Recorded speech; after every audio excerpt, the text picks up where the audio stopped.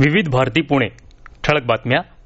नवी दिल्लीत खासदारांसाठी उभारण्यात आलेल्या 3 इमारतींचं उद्घाटन आज पंतप्रधान नरेंद्र मोदी यांच्या हस्ते दूरदृश्य प्रणालीच्या माध्यमातून झालं.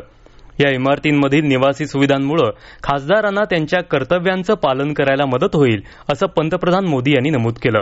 दिल्लीत खासदारांसाठी निवासाच्या अडचणी अनेक वर्षांपासून होत्या. ही समस्या दूर करण्यासाठी 2014 नंतर विशेषत्वानं प्रयत्न करण्यात आले असं ते म्हणाले. या सदनिकांमध्ये पर्यावरण, ऊर्जा संवर्धन आदी गोष्टींची काळजी घेतल्याचं त्यांनी नमूद केलं. या इमारतीच्या बांधकामात 30 कोटी रुपयांची बचत झाल्याचं लोकसभेचे अध्यक्ष ओम बिर्ला यांनी सांगितलं. सांगली जिल्ह्यात आजपासून शाळांचं कामकाज सुरू झालं. आज सुरू झालेल्या शाळांमध्ये विद्यार्थ्यांनी उत्स्फूर्त हजेरी लावली आहे. सांगली जिल्ह्यात 750 शाळा आहेत. या सर्व ठिकाणी शाळांची स्वच्छता करण्यात आली आहे.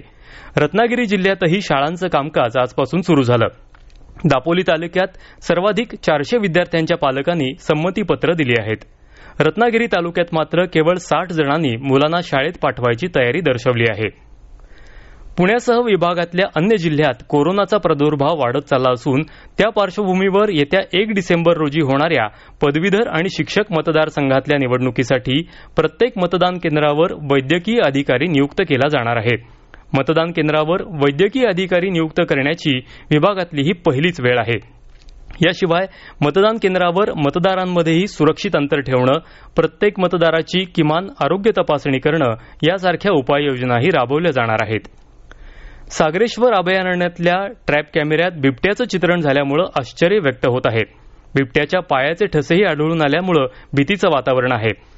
या संदर्भात अभयारण्यात तातडीची बैठक घेऊन पर्यटन बंदीबाबत विचार करण्यात आला. हा बिबट्या आसद हद्दीतल्या दाट झाडी असलेल्या अभयारण्याच्या भागातून आला असावा असा वनाधिकाऱ्यांचा दावा आहे. या होत्या आतापर्यंतच्या ठळक बातम्या. यानंतरच्या ठळक बातम्या उद्या सकाळी 8 वाजता.